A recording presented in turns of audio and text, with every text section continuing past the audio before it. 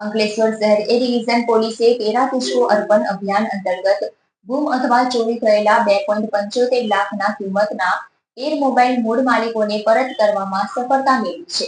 Mobile પરત મળતા mobile માલિકોમાં ખુશીની લહેર પસરી જવા પામી હતી. અંકલેશ્વર શહેર એ ડિવિઝન પોલીસે કેન્દ્ર સરકારના CEIR પોર્ટલના માધ્યમથી ગુમ થઈ ગયેલ મોબાઈલ ફોન એક્ટિવ થયા હતા, જેને ટ્રેસ કરી મૂળ માલિકને પરત કરવામાં આવ્યા છે.